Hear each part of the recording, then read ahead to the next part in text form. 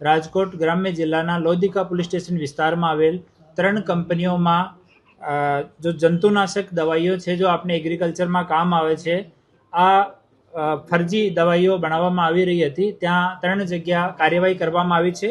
પહેલી જગ્યા શક્તિ કેમિકલ છે જો વીરવા લોધિકામાં સ્થિત છે। એના માલિક ધવલભાઈ કોરાટ છે, રાજકોટના રહેવાસી। એ યુપીએલ કંપનીનો એક આઈરિસ કરીને દવા આવે છે જો મગફળીમાં ઘાસ બાળવા માટે કામમાં આવે છે। આ આઈરિસની એ કોપી કરીને નામ ચેન્જ કરીને એનો એરિસ ARIS, બાકી એનો આઉટ જો બોટલની પેકિંગ છે આ એજ ઇટ ઇઝ રાખવામાં આવી। આઈરિસની જગ્યાએ એરિસ કરીને આ દવા વેચવામાં આવતી હતી। એનો કેમિકલ જો કમ્પોનેન્ટ છે એ પણ એ લોકો વેરીફાઈડ આ લોકો પાસે નહોતો।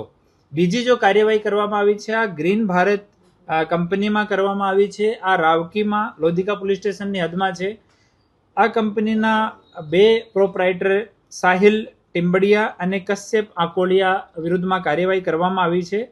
એ લોકો યુપીએલ કંપનીનો ઓરિજિનલ પ્રોડક્ટ છે સ્ટારથિન, એની કોપી કરીને સ્ટારટાઇન કરી દીધો। ઈની જગ્યા એ લોકો આઈ કરી દીધો અને બાકી જો પેકિંગ છે આ સેમ હતી। આ દવા જો છે આ જંતુનાશક છે। કપાસ અને મગફળીમાં આપણા સૌરાષ્ટ્ર રિજનમાં મોટા ભાગમાં ખેડૂતો આના કામમાં લે છે। ત્રીજી એડિકોન કંપની છે, આ માખાવડમાં છે, લોધિકા પોલીસ સ્ટેશનની હદમાં। આ કંપનીના માલિક ધ્રુવ પટોડિયા છે, રાજકોટના રહેવાસી। એ પણ યુપીએલ કંપનીનો જો આઈરિસ આ પ્રોડક્ટ છે એની કોપી કરીને એનો ટેકનિકલ અને જો કન્ટેન્ટ છે એવો જ કન્ટેન્ટ વગર પરમિશન વગર અને વગર કોઈ FSLના સર્ટિફિકેટ વગર તૈયાર કરીને વેચાણ કરતા હતા। આ 3 જગ્યા રાજકોટ ગ્રામ્ય જિલ્લાની એસઓજી દ્વારા પીઆઈ ફતેહસિંહ પારગી, PSI ઝાલા અને એની ટીમ દ્વારા આ કાર્યવાહી કરવામાં આવેલ છે। અને આ જો 3 જગ્યા છે આ જગ્યા છેલ્લા 1 થી 1.5 વર્ષથી એ લોકો આ દવાનું ઉત્પાદન કરે છે અને વેચાણ કરતા હોય છે। મૂળ વેચાણ એ લોકો ઇન્ડિયા માર્ટ જો ઓનલાઈન વેબસાઇટ છે એના મારફતે કરતા હોય છે। આ સિવાય નાના જો એગ્રીકલ્ચર પ્રોડક્ટ્સના ડિસ્ટ્રીબ્યુટર છે એની મદદથી પણ એ લોકો આનો વેચાણ કરતા હોય છે।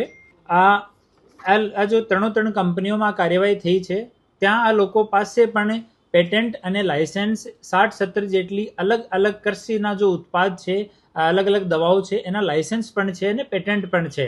પણ આ જો કાર્યવાહી થઈ આથી સંબંધિત આની પાસે પેટન્ટ કે કોઈ મંજૂરી કે લાયસન્સ નહોતો। આમાં ટોટલ 3 કંપનીઓમાં મળીને 25 લાખ રૂપિયા જેટલો મુદ્દામાલ હાલ જપ્ત કરવામાં આવ્યો છે। ખેતીવાડીની જો રાજકોટની ટીમ છે એની સાથે મળીને આ કાર્યવાહી કરવામાં આવી છે। હાલ ખેતીવાડીના અધિકારીઓની હાજરીમાં તમામ દવાઓના સેમ્પલ પેક કરવામાં આવ્યા છે અને આપણી ગાંધીનગરની જો પેસ્ટિસાઇડ લેબ છે આમાં સેમ્પલ્સ મોકલવામાં આવશે।